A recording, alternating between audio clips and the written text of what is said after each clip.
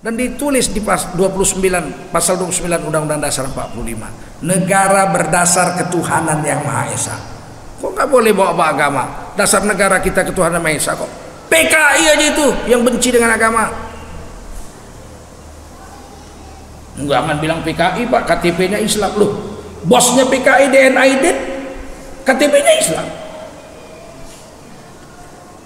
Subandrio, bosnya PKI, KTP-nya udah naik haji lagi.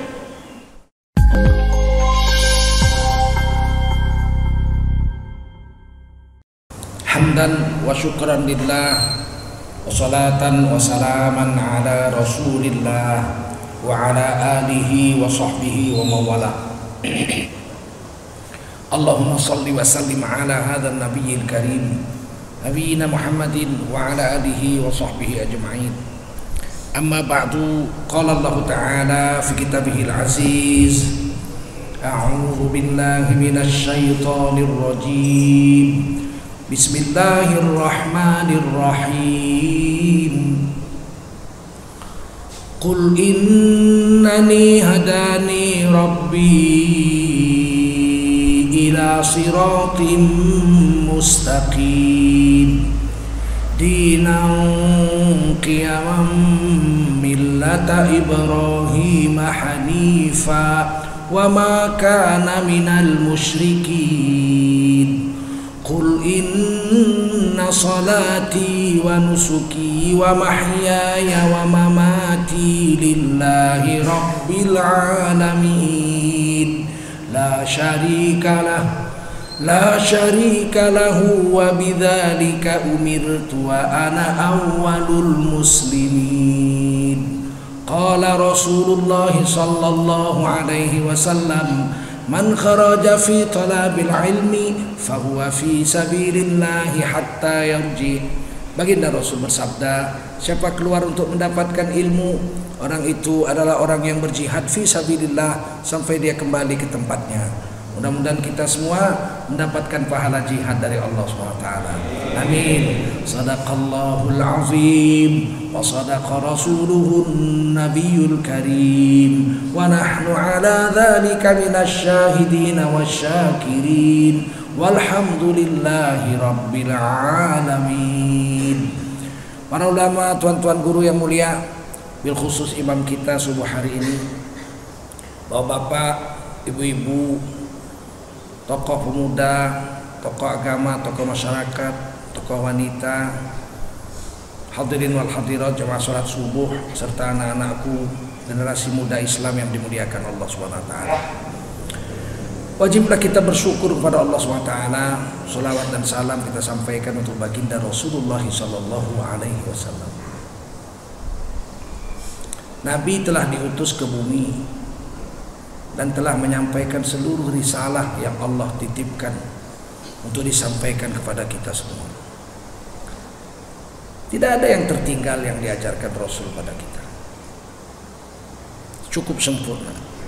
Dan kalau kita pegangi, selamatlah kita dalam kehidupan dunia, selamatlah kita di alam barzakh, selamatlah kita di padang mahsyar, dan selamatlah kita masuk ke surga Allah SWT.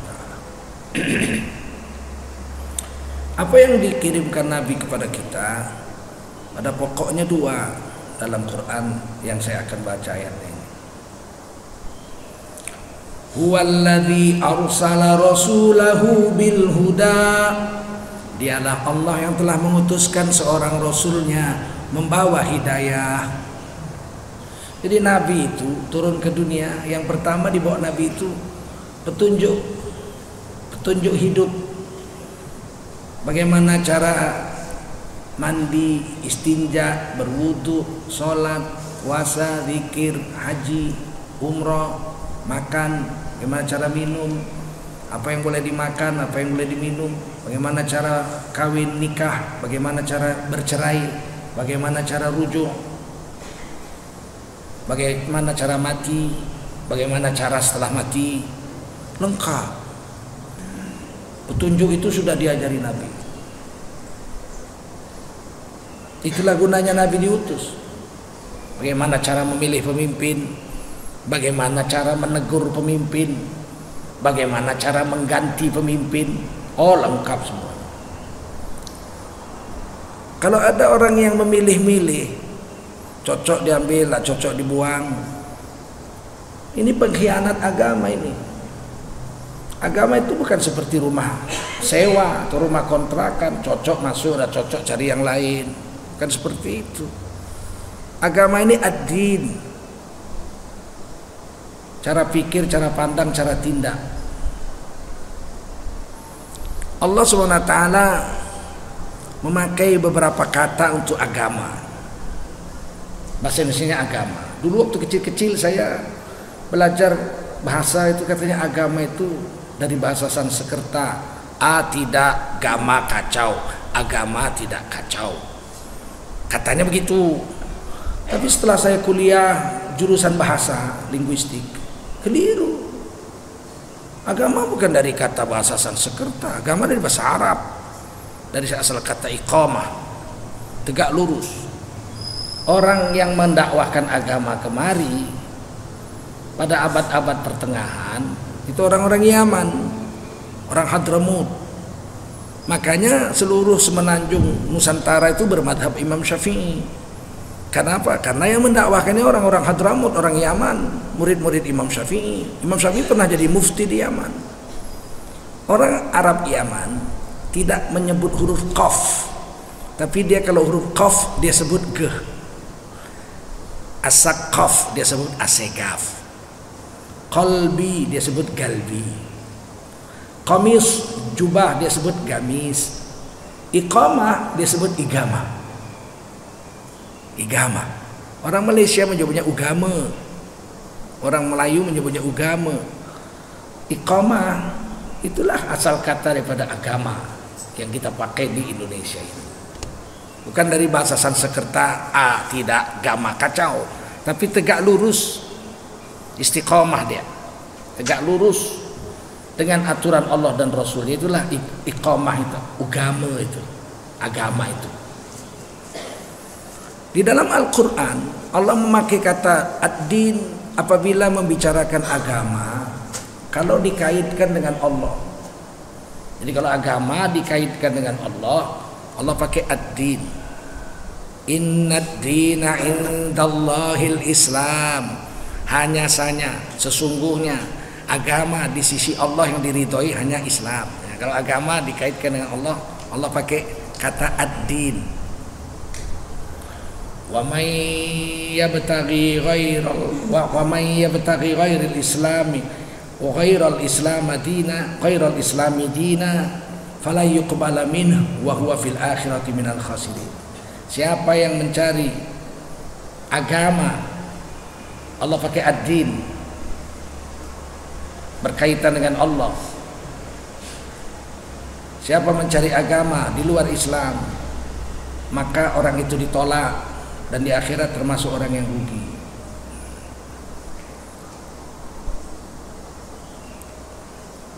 Kalau Allah menceritakan agama dikaitkan dengan Nabi atau Rasul, Allah nggak pakai kata ad-din, Allah pakai kata millah. Tidak ada ad-din Muhammad, tidak ada. Rasulullah, ad-din Ibrahim, tidak ada. Din Nabi Sulaiman, tidak ada. Kalau sudah berkenaan dengan Nabi, kata ad-din berubah menjadi millah. Seperti yang saya baca tadi surah Al-An'am, dinang qiyamam millata Ibrahim hanifa. Din, agama Allah yang lurus itu adalah millata Ibrahim, yaitu millahnya Nabi Ibrahim, hanifa, lurus.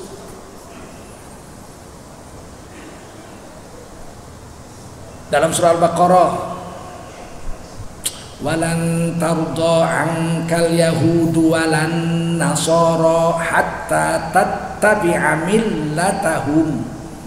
Tidak akan ridho orang Yahudi dari dulu sampai sekarang sampai kiamat, tidak akan pernah. Dan tidak ridho orang Yahudi. Orang Yahudi dari dulu sampai sekarang sampai kiamat tidak akan pernah ridho. Tapi orang Nasrani Allah nggak pakai lan. Untuk Nasrani Allah pakai la. Itu beda itu. Lan dari dulu sampai sekarang sampai kiamat, Yahudi nggak akan ridho kepada Nabi Muhammad sampai Nabi Muhammad ikut millah mereka. Wala an-nasoro, hanya saja karena dibaca wasol wala nasoro, tapi tulisannya beda. Nanti boleh dicek Al-Baqarah 120. Dan tidaklah orang Nasrani ridho kepada Nabi juga sampai Nabi ikut agama mereka, tapi Allah pakai la. Artinya apa? Kemarin tidak, hari ini tidak, besok tidak, mungkin lusa-lusa iya. Nanti ketika hari hampir kiamat, Nabi Isa turun lagi dari langit kedua. Sekarang sedang di langit kedua bersama Nabi Yahya, paman beliau, ya, anak kakek beliau Nabi Zakaria. Sebab Nabi Zakaria ini tidak punya anak lama. Istrinya punya saudara kandung dikawini Imron, imam besar Masjidil Aqsa. Imron punya anak perempuan, tapi Imron sudah wafat ketika anaknya dalam kandungan, namanya Maryam. Anak ini nggak ada yang mengasuh, ibunya janda kan. Jadi rebutan Bani Israel mau mengambil anak ini. Diundi di Quran, diundi, namanya yang keluar Nabi Zakaria. Nabi Zakaria waktu itu nabi. Akhirnya anak ini dipelihara oleh Nabi Zakaria. Tapi kan keponaannya, karena istri Nabi Zakaria bibi kandungnya Siti Maryam. Tapi belakangan Nabi Zakaria dapat anak namanya Yahya. Nabi Yahya inilah yang mengasuh Nabi Isa dan mensunat Nabi Isa pada hari ke-8 di Sungai Jordan. Jadi Nabi Isa itu disunat oleh Yahya Pembaptis, kata orang Kristen, atau lama-lama namanya diganti jadi Yohanes. Yohanes itu artinya Yahya, hidup, bahasa Romawi. Nah,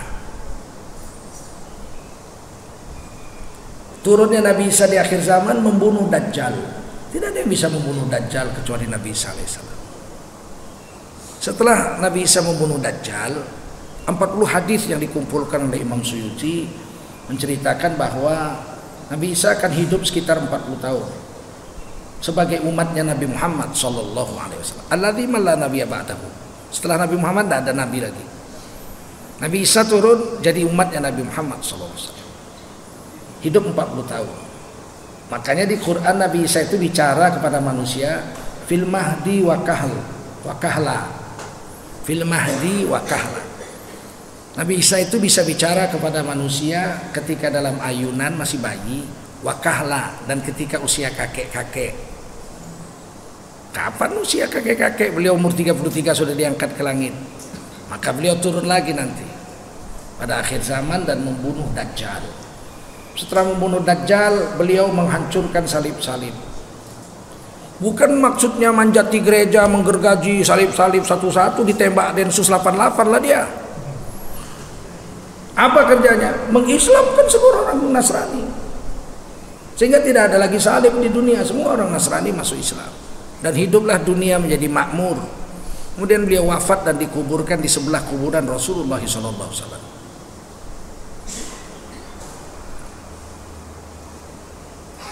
Ini Quran yang bilang untuk agama yang berkaitan dengan Nabi Musa, Nabi Isa, Allah pakai kata millah. Makanya kita menguburkan mayat doanya bismillahi wa ala millati rasulillah, bukan din. Yang dibawa Nabi itu agama ad-dinullah, agama Allah. Syariatnya disebut millah Muhammad Rasulullah sallallahu alaihi wasallam. Untuk apa? Hudan, untuk petunjuk. Lengkap. Mau pilih apa? Mau cara apa? Mau cara makan, ada diajarin Nabi cara makan. Mau cara tidur, diajarin Nabi cara tidur.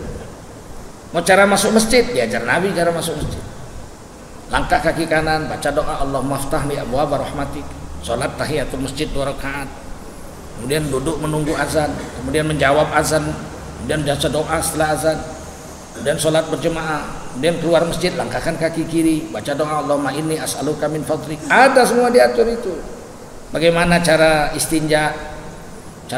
Habis buang air kecil istinja bagaimana caranya? Pakai air yang kayak mana? Nah, lengkap. Tinggal kita mau ikut atau enggak. Kalau kita ikut, Allah jamin satu gerakan 10 hasanah, 10 pahala.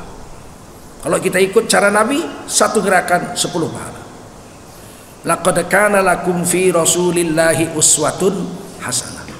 Sungguh telah ada pada diri Rasulullah itu uswatun hasanah, contoh untukmu hai orang beriman yang hasanah. Apa hasanah? Baik. Tidak tepat baik, lebih dari baik. Hasanah itu Allah sendiri menjelaskannya di Quran surah Al-An'am, man jaa'a bil hasanati falahu asyru amsalihha. Siapa melakukan satu hasanah, orang itu dibayar Allah 10 pahala. Satu hasanah dibayar 10 pahala. Itu Quran yang bilang. Hadis sama saja. Hadis sama saja. Nggak mungkin hadis menentang Quran itu. Man qara'a harfan min kitabillah fahuwa bihil hasanah wal hasanatu bi asyri amthaliha. La aqulu alif lam mim harfun walakin alif harfun wa lam harfun wa mim harfun. Hadis Tirmidzi hasan sahih. Siapa membaca Al-Quran satu huruf, dia diberi satu hasanah, dan satu hasanah dibayar 10 pahala. Aku Rasulullah tidak mengatakan alif lam mim satu huruf, akan tetapi alif satu huruf, lam satu huruf, mim satu huruf. Siapa baca alif lam mim, dia dapat 3 hasanah, dibayar 30 pahala. Macam mana membantah hadis? Hari ini banyak orang itu keliru. Bapak-bapak, ibu-ibu, nggak usah baca Quran kalau tidak tahu artinya, tidak berpahala. Dari mana dia ngaji itu? Kata Rasulullah, siapa baca Quran satu huruf meskipun tidak tahu artinya, diberi Allah satu hasanah, 10 pahala. Alif lam mim, nggak ada yang tahu artinya kecuali Allah. Diberi juga sama Rasulullah, katakan 30 pahala untuk alif lam mim. Nun, siapa yang tahu artinya nun? Ada yang tahu artinya nun. Tapi nun diberi pahala, berapa pahalanya? 10. Nggak usah diarti-artikan nun. Nun jauh di sana, nggak usah diarti-artikan.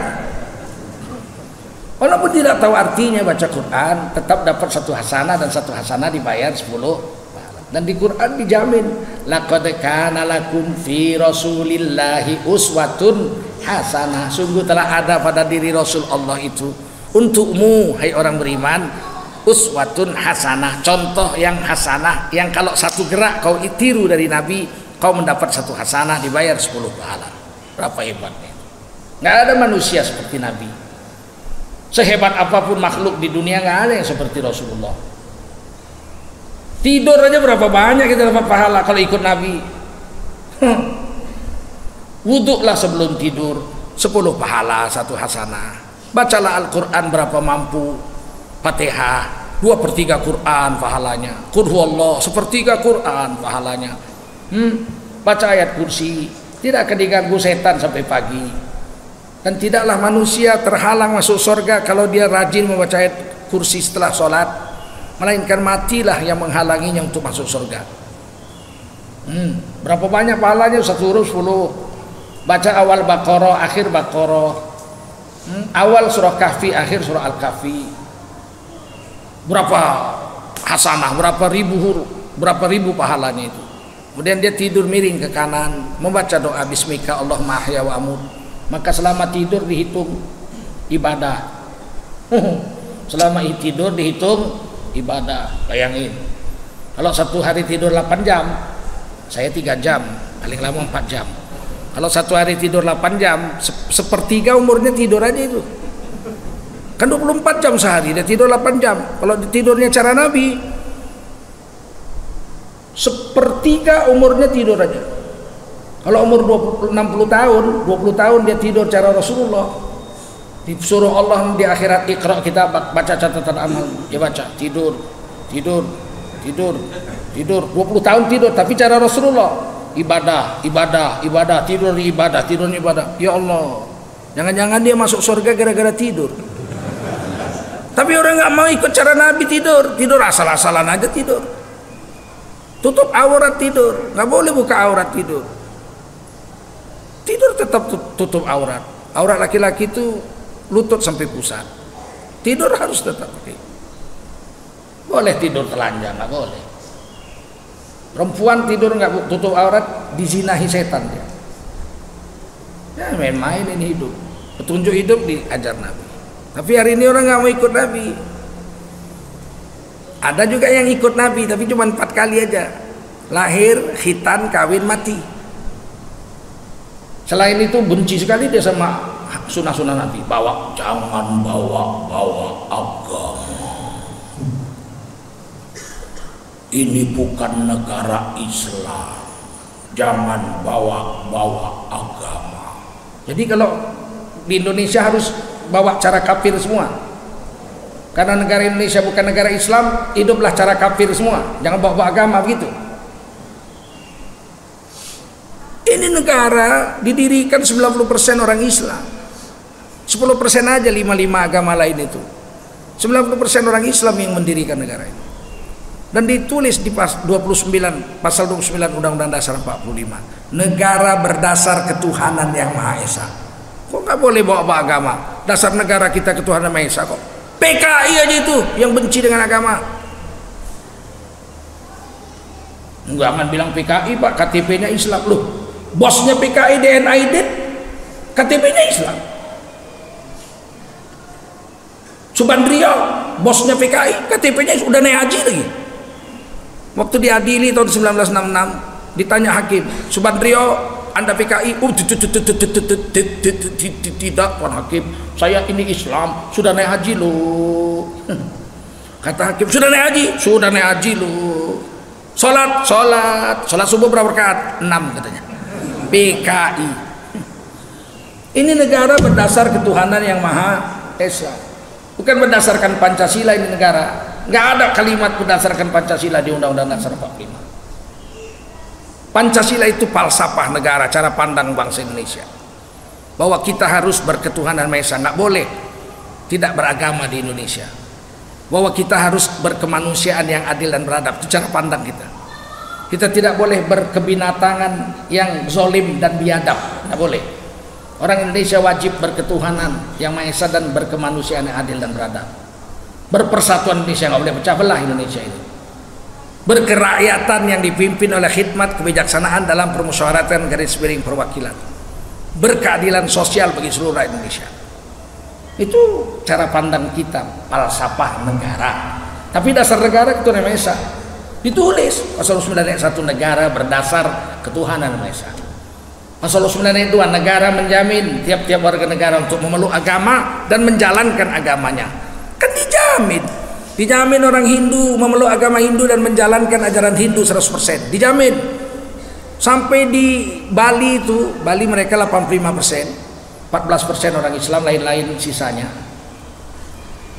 Dan seluruh Indonesia orang Bali hanya 1% aja orang Hindu. Hanya 1% orang Hindu di Indonesia. Tapi karena Pancasila dan Undang-Undang Dasar 45 pasal 29 ayat 2 menjamin, mereka buat perda di Bali. Hari raya Nyepi semua api harus mati sehari semalam. Jalan. Hari raya Nyepi tidak boleh orang keluar rumah, tutup semua. Bali mati. Betul-betul Nyepi. Listrik pun mati. Airport ditutup. Airport internasional Gusti Ngurah Rai ditutup. Hari raya Nyepi, kapal terbang nggak boleh terbang, yang terbang nggak boleh turun. Hanya ada di dunia satu aja, di negara Pancasila ini. Di India 1,1 miliar orang Hindu nggak pernah nutup airport, karena di sana nggak ada Undang-Undang Dasar 45. Di sini ada, dijamin. Orang Kristen boleh menjalankan agama Kristen 100%. Orang Buddha boleh menjalankan ajaran Buddha 100%. Orang Islam boleh nggak menjalankan syariat Islam 100%? Boleh. Kalau nggak bubar aja negara ini. Untuk apa kita gabung bikin negara sendiri aja? Sebelum negara Indonesia ini merdeka kita pakai syariat Islam kok. 250 negara di Indonesia ini kerajaan Islam, dari Aceh sampai Raja Ampat Papua, kerajaan Islam. Ini kerajaan Islam nih, Indragiri namanya. Ada muftinya Tuan Guru Sapat sana. Ini negara Islam nih sebelum merdeka, betul? Masa udah merdeka nggak boleh menjalankan agama Islam? Bukan nenek moyang kau punya negara ini. Karena ada Undang-Undang Dasar 45 menjamin, betul? Tapi hari ini PKI ini, sekuler ini, jangan bawa agama. Kepingin aku nyambutkan kumisnya itu, ini betul. Negara menjamin kok kau pula keberatan. Dan kita orang Islam nggak cerdas. Takut. Kenapa takut? Kecuali tidak ada undang-undang dasar yang mengatakan begitu. Saya pegawai negeri pakai jubah serban. Nah, ada yang ribut zaman Pak Harto. Sekarang aja orang pakai jubah serban, radikal. Zaman Pak Harto saya pakai begini. Jadi dosen linguistik Inggris, bahasa Inggris yang ngajar di kelas begini. Nggak ada yang larang. Kurang apa hebatnya Pak Harto 32 tahun jadi presiden. Nggak pernah dia ngurus-ngurus jenggot serban jubah. Sebelum merdeka, semua ulama-ulama kita berjubah, berserban, berjenggot. Betul? Muhammadiyah, Kiai Haji Ahmad Dahlan, NU, Kiai Haji Hasyim Asy'ari, Inyi Canduang, Perti, Abdurrahman Shihab, Al-Wasliyah, Muhammad Dahlan, Ittihadiyah di Medan, Perti, Persis, Hasan di Bandung, semua pakai jubah serban. Udah merdeka kok malah nengok orang berserban berjubah. Radikal, anti NKRI. Memang setan besar betul. Kok jadi tambah mundur kehidupan beragama di Indonesia? Kita ini hanya hidup dengan agama, betul? Makan kalau nggak ikut agama, nggak berpahala sedikit pun makannya itu, berdosa ya. Apa yang dimakan ditetapkan Allah dengan agama ini. 3 yang boleh dimakan. Kulu mimma fil ardi, makanan yang ada di bumi. Jangan mimpi mau makan yang ada di langit, nggak dapatmu. Meskipun ada manusia yang pernah makan makanan dari langit, Siti Maryam misalnya, makanan dari langit. Beliau dikurung dalam rumah, dikunci kamarnya oleh Nabi Zakaria. Jam makan Nabi Zakaria datang bawa makan, diajari kitab Taurat, diajari sholat pagi dan petang. Kunci lagi, gadis pingitan, nggak pernah dilihat laki-laki dan tak pernah melihat laki-laki, kecuali mahramnya lah Nabi Zakaria, pamannya. Satu hari Nabi Zakaria lupa bawa makanan, sibuk dakwah, malam-malam baru teringat, aduh anakku belum makan. Lari-lari Nabi Zakaria buka pintu kamar, bawa makanan. Begitu dibuka penuh makanan satu kamar. Qala ya Maryam anna laki hadza. Oh anakku Maryam, dari mana makanan untukmu ini? Banyak betul. Padahal kunci di tangan saya, tidak ada orang bisa masuk. Qalat huwa min indillah. Ini makanan diantar Allah, dari sisi Allah. Innallaha yarzuqu man yasha'u bighairi hisab. Sesungguhnya Allah memberi rezeki kepada siapa Allah mau, tanpa perhitungan banyaknya. Nabi Zakaria udah tahu ini anak karomah. Dia tanya juga di tafsir, dia tanya, nah kalau betul lah diantar Allah, siapa yang hantar? Kan kunci tangan saya, ada orang bisa masuk kamar ini. Masih ada orang. Ditengok Nabi Zakaria, wah iya loh. Malaikat Jibril ya. Ada yang makan dari langit itu ada. Tapi kita enggak, kita disuruh makan yang ada di bumi. Halalan, yang halal, thayyiban, lagi baik. Kita makan yang tidak halal diberi dosa. Makanan yang tidak baik kemungkinan berdosa juga meskipun halal. Kenapa? Menzalimi diri sendiri. Sudah tahu sakit mah, makan pulut, muntah darah. Pulut kan halal, Pak. Iya, tapi tidak thayyib, tidak baik untuk orang sakit mah. Kenapa kau rakus? Sakit mah makan bubur. Dibantinya makan pulut, muntah darah dia. Karena tidak cukup halal saja. Yang ada di bumi halal lagi baik. Sudah tahu kolesterol tinggi, dimakannya otak kambing 5 piring. Mencong mulutnya. Bisa jadi berdosa meskipun halal kalau tidak baik. Menganiaya diri sendiri. Paham? Paham? Meninggalkannya berpahala. Nabi gak pernah makan jeroan. Kalau motong kambing ditanam itu perutnya semua. Gak pernah dimakan. Meskipun tidak haram, tapi Nabi tak pernah makan jeroan. Potong usus-ususnya, babat-babatnya tanam semua. Di Aceh sampai tahun 50-an, orang Aceh kami kalau motong kambing itu ditanam itu perut-perutnya semua.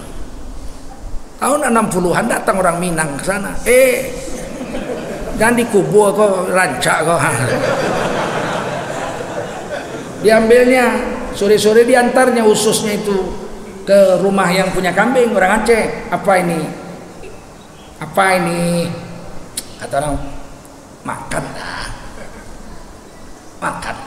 Dimakannya, oh mak enaknya. Sejak itu orang Aceh pun ketularan orang Minang. Tidak semua makanan itu mesti dimakan. Kalau tidak baik jangan. Paham? Itu sunnah Nabi. Itu baru yang mau dimakan.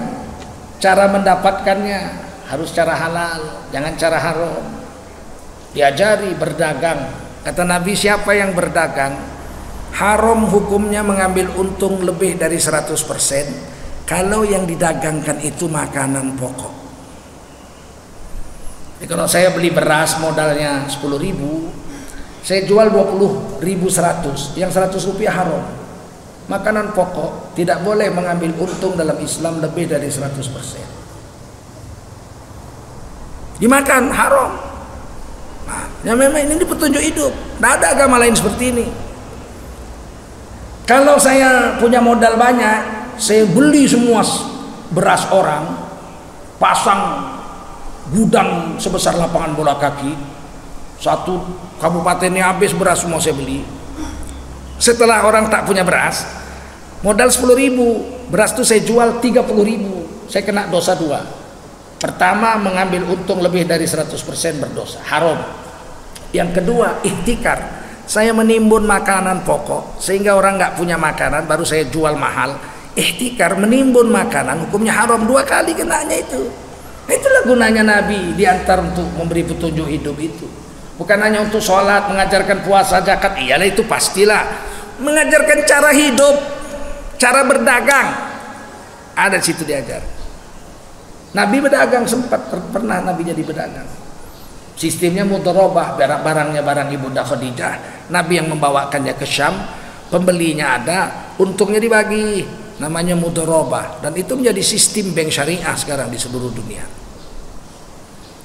Cara Nabi itu, meskipun Nabi waktu berdagang belum jadi Nabi, masih umur 25, tapi semua yang dibuat Nabi dari kecil sampai wafat, semuanya itu qaulnya, ucapannya, fiilnya, perbuatannya atau diamnya Nabi terhadap perbuatan sahabat, tiga-tiga itu sunnah, qauliyah, fi'liyah, dan takririyah. Luas sekali sunnah itu. Bank syariah itu diambil dari waktu Nabi belum jadi Nabi, sistemnya itu. Tapi itu sunnah, jangan bilang tidak sunnah. Sampai sini paham? Paham? Kalau cara masuk WC, keluar WC pun diatur, masa cara memilih pemimpin nggak diatur? Udahlah, kalau pemimpin yang bawa agama lah, begitu. Duit kita ini 1 tahun 1.800 triliun APBN. Kita mau serahkan sama satu orang yang namanya presiden. Terus kita pilih presidennya asal-asalan gitu, entah sholat entah enggak, entah sunat entah enggak gitu. Nggak apa-apa, yang penting jangan bawa agama, begitu. Tentu kita mau pilih orang yang soleh, betul? Supaya diangkatnya menteri-menterinya menteri yang soleh, betul? Ini menteri uang bansos pun diembatnya. Kan jahanam betul itu. Bantuan orang miskin dimakannya coba. Harusnya hukum pancung itu. Pengkhianat negara itu harusnya. Tapi koran-koran nggak ada nulis tentang pencuri besar itu, maling bansos itu, hilang aja ceritanya. Yang ceritanya apa? Radikal, itu aja. Kalian kalau nggak sadar kalian, nanti anak cucu kalian yang kecil-kecil ini udah nggak tahu agama ini semua. Karena agama dimusuhi, dianggap musuh negara agama. Kalian hanya boleh ibadah-ibadah aja, jangan kritik-kritik. Jangan dagang cara Islam, jangan milih pemimpin cara Islam. Hancurlah negara ini. Kalau cuma ibadah-ibadah aja, penjajah Belanda pun boleh. Zaman penjajah Belanda dibangunkan masjid. Masjid Raya Banda Aceh itu Belanda yang bangun. Masjid Sultan Delhi, Istana Maimun itu Belanda yang bangun. Masjid Sultan Langkat itu Tanjung Pura Azizi itu Belanda yang bangun. Kalau soal naik haji disediakan Belanda, kapal lumbo-lumbo namanya. Di karantina dulu, diobati, pulang dari luar negeri, pulang haji, di karantina dulu, ternyata sakit, diobat, kalau sembuh dibawa pulang. Disediakan kapal. Kalau ibadah Belanda pun boleh. Yang nggak boleh sama Belanda itu dagang cara Islam. Bank hanya satu, bank Jawa. Javas Bank, sistemnya riba, tidak boleh bikin bank Islam. Politik jangan coba-coba, dibunuh kita bicara politik zaman Belanda. Kalau kita sekarang nggak boleh berpolitik cara Islam, lebih parah dari penjajah Belanda lah, sama paling enggak. Apa pula? Kan hak kita itu dijamin oleh negara kita, betul? Oh, dilarang-larang. Apa kita berpolitik tuh harus jadi orang PKI semua atau jadi orang sekuler semua baru boleh? Kalau bawa-bawa Islam nggak boleh, begitu? Ya nanti jadi negara Suriah, kepala atok kau, negara Suriah. Siapa pula mau menjadikan Indonesia negara Suriah? Ya nanti berperang pak, bunuh-membunuh, senjata dipegang TNI sama polisi kok. Kalau mau perang orang Indragiri sama orang Indragiri Hilir sama orang Indragiri Hulu mau perang, senjatanya pakai apa? Pakai ludah, puh, puh, puh, begitu. Banyak kali cakapmu, menuduh orang Islam jahat aja. Tidak ada negara Islam menzalimi orang lain agama, betul? Coba cari negara yang mayoritas orang Islam, orang yang minoritas dizalimi di situ, cari, ada nggak? Ada? Nggak ada. Tapi negara yang tidak Islam semuanya menzalimi orang Islam. Israel menzalimi orang Islam. Myanmar, Buddha menzalimi orang Islam. India, Hindu menzalimi orang Islam. Negara-negara Kristen menzalimi orang Islam. Di Perancis perempuan pakai kerudung aja didenda sekarang. Didenda, nggak boleh pakai kerudung. Telanjang boleh. Itu kebebasan hak asasi manusia. Siapa bilang Islam menekan orang? Nggak ada negara Islam menekan orang Islam. Orang-orang non-Islam ditekan di negara Islam, nggak ada. Tapi hari ini asal udah bicara Islam, kita dianggap mau menukar NKRI. NKRI ini berdiri orang Islam yang bikin 90%, betul? Ini rusak cara berpikir ini. Yang sialnya orang Islam ikut-ikut. Ulama-ulama Islam ada pula yang ikut-ikut. Pemimpin itu tidak boleh dikritik. Jadi membebek aja kau sama dia. Hah?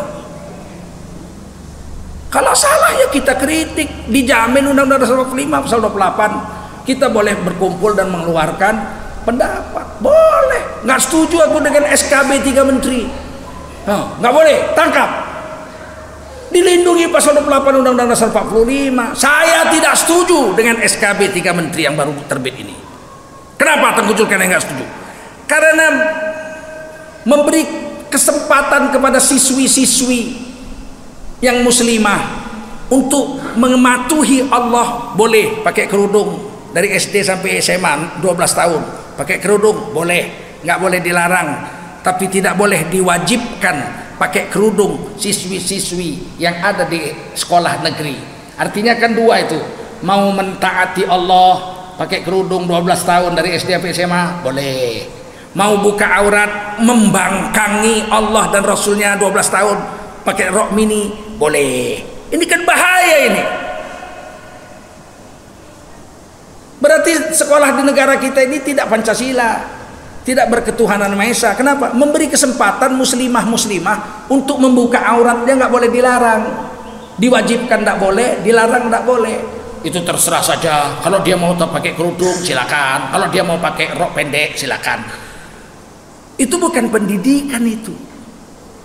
Pendidikan itu tidak boleh dipaksa. Loh, pendidikan itu memaksa anak didiknya untuk baik dipaksa. Nabi mengatakan mendidik itu dipaksa. Muru auladakum bis-shalah wa hum abna'u sab'i sinin. Perintahkan anakmu untuk sholat umur 7 tahun. Wadribuhum wa hum abna'u ashrin. Pukul anakmu itu kalau enggak sholat ketika usia 10 tahun. Kan dipaksa itu. Laki-laki umur 10 tahun belum akil baligh, belum wajib sholat. Betul? Tapi kenapa dipukul? Karena sudah 3 tahun diajari. Boleh dipaksa, boleh dipaksa anak kita. Namanya mendidik. Anak kita wajibkan puasa Ramadan, nangis-nangis dia, lapar mah, lapar sama mama ujung lapar juga. Makan sabar kau nak, ini perintah Allah. Dipaksa dia puasa. Itu kan mendidik, betul? Nggak boleh tangkap, melanggar hak asasi manusia, menyiksa anak, penjara begitu. Ku cabut kumis kau nanti. Seenakmu aja kau. Nggak bisa kita melawan Nabi, betul? Anehnya pakai kerudung, pakai jilbab boleh, tapi jangan diwajibkan. Kalau dia sekolah nggak pakai jilbab boleh juga, kan berarti dua itu. Mau mentaati Allah boleh, mau membangkang Allah boleh. Bukan pendidikan namanya itu. Ya yang penting kan jangan dipaksa Pak, mendidik nggak boleh dipaksa. Kenapa pakai pakaian seragam kau paksa? Kenapa anak sekolah itu harus pakai baju seragam? Biarkanlah dia pakai baju suka hatinya, pakai celana monyet, pakai daster. Kenapa dilarang?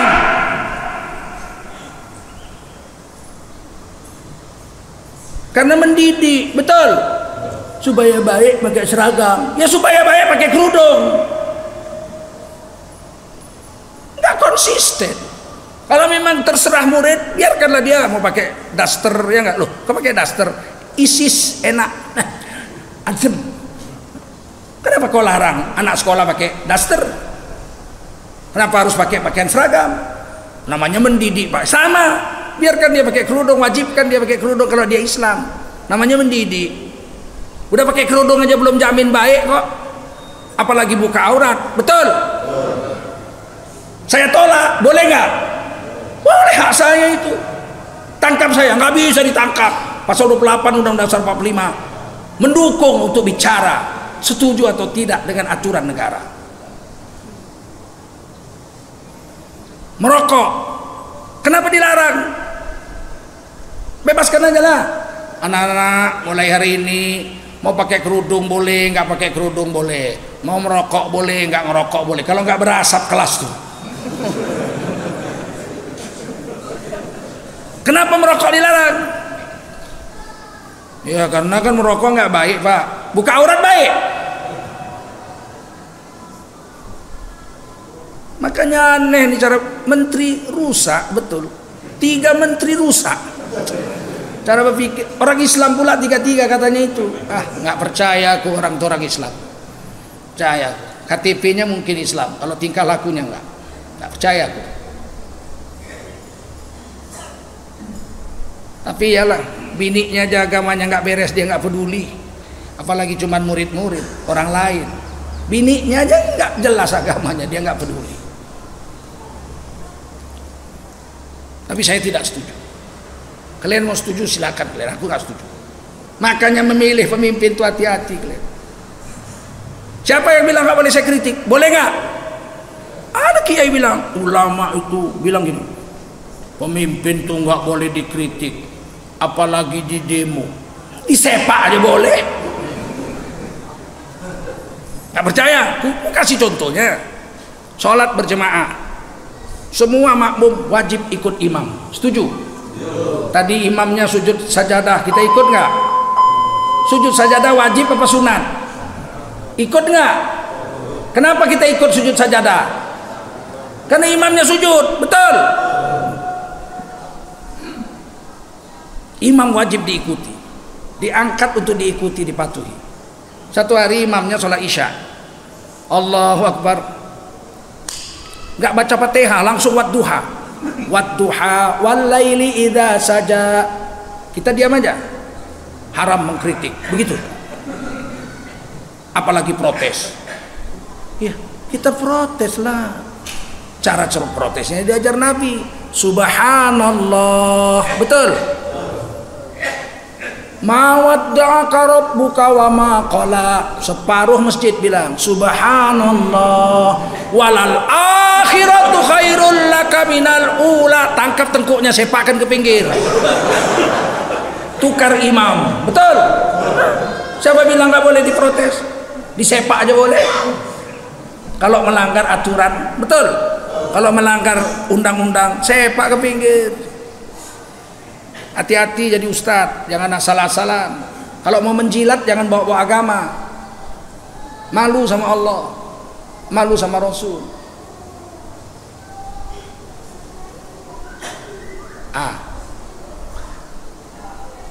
Jangan cari petunjuk di luar Nabi, nggak manfaat. Kita masuk WC 9 petunjuk Nabi, 8 sunat, 1 wajib. Tutup kepala masuk WC, karena setan tidurnya di WC. Setan tuh tinggalnya di WC. Dikencingi orang yang masuk WC nggak tutup kepala, otaknya bekarat. Tutup kepala, langkahkan kaki kiri, sudah 2 hasanah, 20 pahala. Baca doa, Allahumma inni a'udzubika minal khubuthi wal khaba'ith. Ya Allah, sesungguhnya aku berlindung kepadamu dari setan jantan dan setan betina. Memang di situ tempatnya. Kemudian jongkok waktu buang air kecil, 4 hasanah, 40 pahala. Kemudian istibrok waktu buang air kecil, 5 hasanah, 50 pahala. Kemudian istinja, cuci dengan air, wajib hukumnya. Sunnah Nabi tapi wajib, bukan sunat. Sunnah Nabi tapi sunnah Nabi ada yang sunat, ada yang wajib. Sudah 6, tutup aurat, jangan dilihat orang aurat kita waktu keluar WC. Sudah rapi. 7, 70 pahala. Langkahkan kaki kanan keluar WC, 8 hasanah, 80 pahala. Baca doa setelah keluar, alhamdulillahilladzi adhaba anil adza wa afani. Maka selama di WC dia dapat 9 hasanah, 90 pahala. Bisa aja kita masuk WC cara Jet Li sambil salto, tapi manfaatnya nggak ada apa-apa. Silap-silap terpeleset, kepalanya duluan masuk lubang. Pahala nggak ada, walaupun tidak haram. Betul. Sekarang kita mau pilih cara Nabi atau cara orang lain. Betul.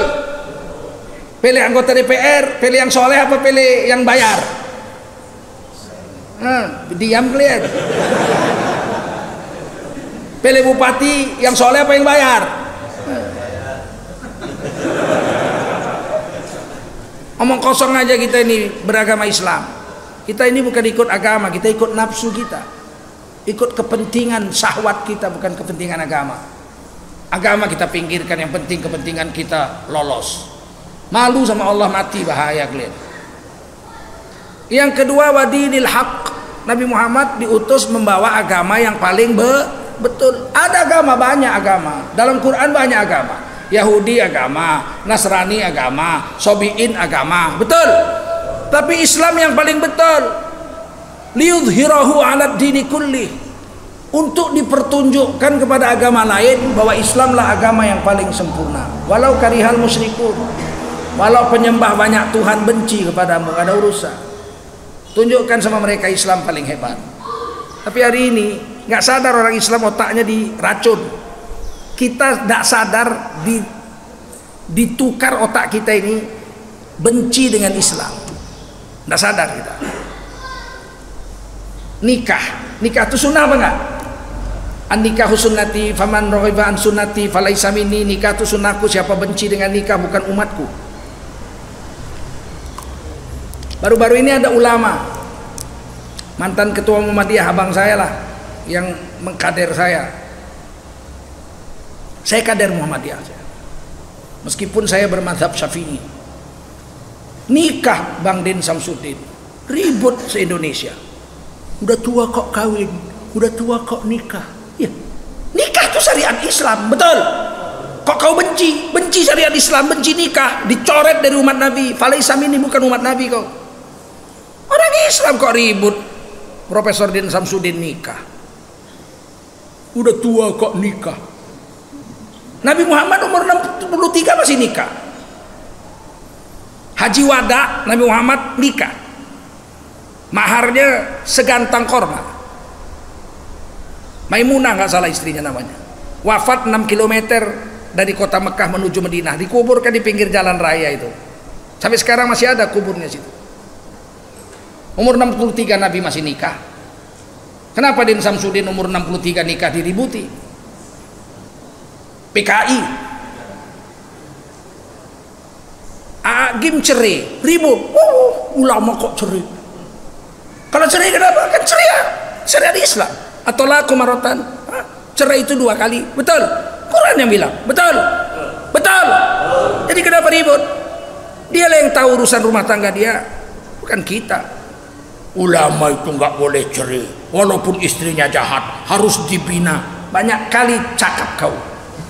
Nabi Ismail menceraikan istrinya, disuruh Nabi Ibrahim ganti kosen pintu kau ini, udah nggak bagus ini, dicerai. Betul? Salah Nabi Ismail, salah Nabi Ibrahim menceraikan istrinya itu. Nabi Muhammad menceraikan istri. Nabi pernah menikahi Hafsah binti Umar bin Khattab, kemudian diceraikan ini anak Sayyidina Umar ini, kemudian dirujui Nabi. Nikah syariat Islam, cerai syariat Islam, rujuk syariat. Kenapa benci? Orang nikah diributi, orang cerai diributi. Waktu Agim cerai kemudian rujuk diributi juga. Giliran bencong dibela. Mereka itu manusia. Nangis Menteri Agamanya. Mereka itu manusia. Mereka harus dirangkul. Bencong. Mau kau rangkul? Rangkul lah kau, aku nggak berani aku. Bencong kau rangkul. Orang nikah kau ejek. Kemana kalau orang Islam hari ini? Nggak sadar kan? Nggak sadar kan? Jangan-jangan kalian ikut pula komentar pula di medsos itu. Kembalilah kepada agama, saudara-saudaraku. Jangan hina syariat Islam. Ibu-ibu, istri saya satu, Bu. Tapi saya nggak mengharamkan poligami. Sebagaimana Rasulullah juga tidak mengharamkan poligami. Sebagaimana Allah juga membolehkan nikah 2, 3, 4. Boleh nggak? Meskipun istri saya satu. Nggak boleh saya mengharamkan itu. Kenapa saya istri satu? Cukup saya rasa satu. Cukup. Saya cukup satu. Kalau nggak cukup, tambah satu. Daripada zina. Betul? Zina haram. Nikah halal. Kawan saya 6 bulan di Medan, 6 bulan di Jakarta. Kerjanya begitu. Dia kerjanya di kantor, kantornya 2. Di Medan 6 bulan, di Jakarta 6 bulan. Dibilangnya sama istrinya, "Dek, besok abang ke Jakarta 6 bulan, ikutlah kau. Kau kan istriku." Kata istrinya, "Kalau aku ikut bang, anak kita sekolah SD, SMP, siapa yang ngurus anak-anak kita? 6 bulan ini biarlah aku urus anak. Terus aku siapa yang ngurus?" Kata istrinya, "Udahlah bang, carilah istri di sana biar urus abang. Kawinlah dia 2, siapa yang ngurus di Jakarta? Pelacur suruh ngurus. Tentulah dia nikah lagi. Saya enggak, karena saya enggak 6 bulan di Jakarta, 6 bulan di Medan. Saya ikut istri saya kemana saya pergi. Kita nggak tahu urusan rumah tangga orang. Selama dia masih memegang syariat Islam, masih menjalankan hudan, petunjuk dari Nabi, ad-dinul haq, agama yang betul, jangan kalian caci. Betul? Setuju? Ini sekarang dicaci maki. Gara-gara memposting foto aja orang dipenjara sampai mati di penjara. Padahal kalaupun menghina kan cukup kita maafkan aja, ya enggak? Foto saya berapa banyak dibikin, macam-macam gambar, jadi bencong lah, pakai bincu lah. Alah, saya anggap angin lalu aja, banti kau lah. Kalau saya kau hina sampai mulutmu robek, peduli amat aku. Tak jadi hina aku gara-gara kau hina. Tapi jangan coba-coba agamaku kau hina, aku terkam lehermu. Betul? Maafkan aja, selesai. Sampai mati di penjara gara-gara memposting foto aja. Giliran orang-orang yang menghina agama, diam dia. Diterimanya, dimaafkannya. Ada ustadz datang minta maaf sama dia, diterimanya. Ustadz tuh bilang Nabi itu, Nabi ku ya biasa-biasa mawon.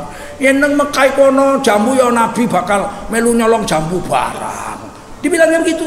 Nabi itu biasa aja. Waktu kecil juga liar, dipelihara sama kakeknya, nggak terurus, ingusan, matanya betaik mata, belean. Nah, terus Nabi itu kalau di Mekah ada jambu, pasti Nabi ikut mencuri jambu juga bersama kawan-kawannya. Dimaafkannya.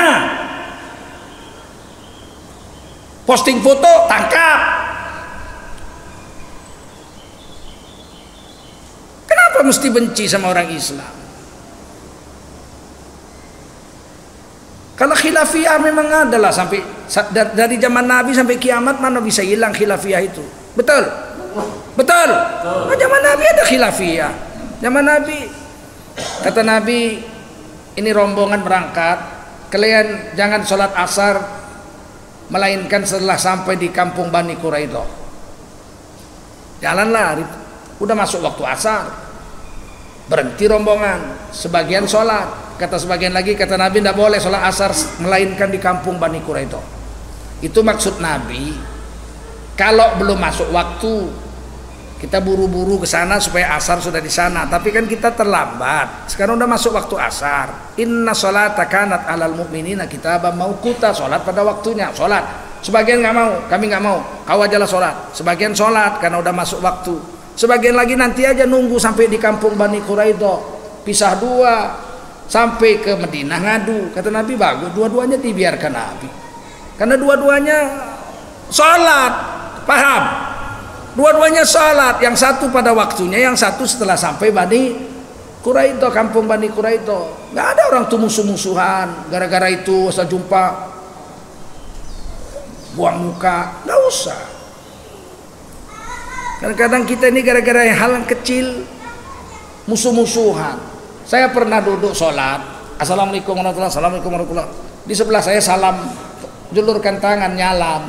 Saya terimalah, masa disalam dibuang. Yang sebelah kiri disalam di tepisnya. Kau main tepis pula kawan. Selesai sholat dia bilang bid'ah itu, tahu tidak? Loh, kok bid'ah? Sholat itu kan dimulai dengan takbiratul ihram dan niat, diakhiri dengan, kan udah selesai. Assalamualaikum warahmatullahi, udah nggak sholat lagi. Mau garuk kuping, mau garuk hidung, mau salaman, mau ke kamar mandi buang air kecil, kan udah selesai sholat, betul? Mau zikir menjalankan sunnahnya, silakan aja. Yang bid'ah itu kalau dalam sholat Allahu Akbar, nah itu baru bid'ah, betul? Menambah-nambah ibadah, betul nggak? Ada assalamualaikum, ngapainlah berantem? Walaupun mau dinasehati, nasehati aja. Selesai salam, lain kali nggak usah kau salam. Aku kepingin zikir, terganggu zikirku gara-gara kau salam, kan bagus begitu. Oh, yaudah nggak mau kau salam, besok nggak aku salam lagi, kan selesai. Tapi dia menjalankan sunnah dia. Ma min muslimaini yaltaqiyani wa yatasafahani illa ghufira lahuma qabla an yatafarraqa. Itu hadis sahih Al-Hakim. Tidaklah dua orang Islam jumpa berjabatan tangan, maka gugurlah dosa keduanya sebelum tangannya lepas. Ya tapi kan nggak mesti habis sholat, ya, habis berak aja boleh, apalagi habis sholat. Kan sudah habis, paham? Sudah habis sholat, kenapalah dicaci saudara kita? Biar aja lah. Ini gara-gara kunut subuh, bid'ah itu, bikin masjid baru. Sana kaum muda nggak kunut subuh, bikin masjid baru. Mati yang kunut subuh, yang nggak kunut nggak mau datang, ahli bid'ah. Mati yang berkunut subuh, yang nggak berkunut subuh nggak mau datang, itu ahli bid'ah. Giliran ateng si Asyeng mati, dua-dua datang. Apa ini hari ini? Tak ada itu. Zaman Nabi pun sudah ada perbedaan. Paham? Paham?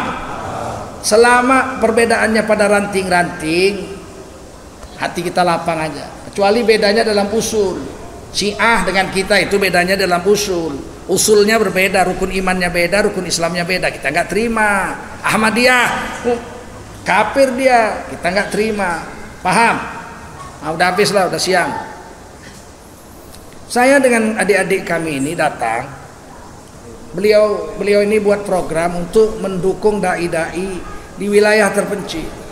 Maka saya sisihkan waktu 2 hari kemari dalam kesibukan dakwah saya. Karena memang dai-dai kita di wilayah terpencil itu memprihatinkan. Saya pernah ke Kalimantan, dai dari Dewan Dakwah Islamiyah digaji oleh dakwah Islamiyah 1,3 juta sebulan, dikasih beras 10 kilo. Sampai sana dia nggak punya beras. Saya tanya lah, nggak ada berasmu? Nggak, kan dikirim dari pusat 10 kilo. Di kampungnya ada 20 keluarga mu'alaf semua. Jadi beras itu kami bagi-bagi. Ini makan apa kau sama istrimu? Diam dia. Makan apa kamu? Nangis dia. Bilang makan apa kamu? Makan daun. Diambil daun-daun pohon yang muda-muda itu telah dimakan. Sampai kotoran seperti kotoran kambing bulat-bulat. Begitu kondisi dai di wilayah-wilayah terpencil. Siapa mendukung mereka itu?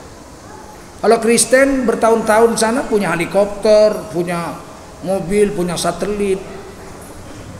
Orang-orang Islam hari ini di kampung-kampung terpencil itu dai-dainya memprihatinkan.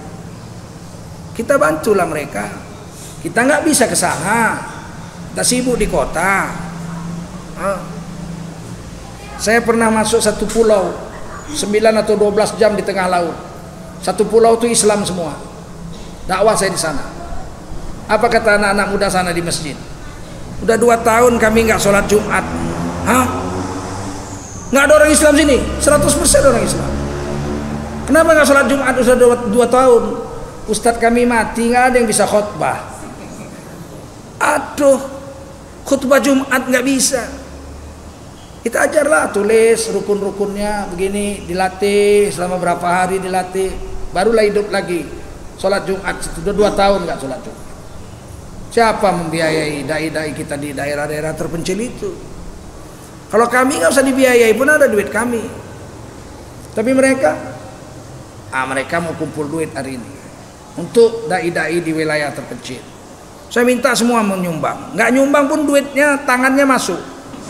Niatkan, ya Allah ini 10 juta cuman aku belum punya duit. Dibayar pahalanya sebesar niatnya. Kalau dia masuk ke 50.000 dibayar 700 kali lipat menurut Al-Baqarah 261. Masuk 50 kebanyakan, stop dulu, ambil baliknya 30. Boleh, saya jangan masuk 50 pulang 200. Oke? Nah, jalan.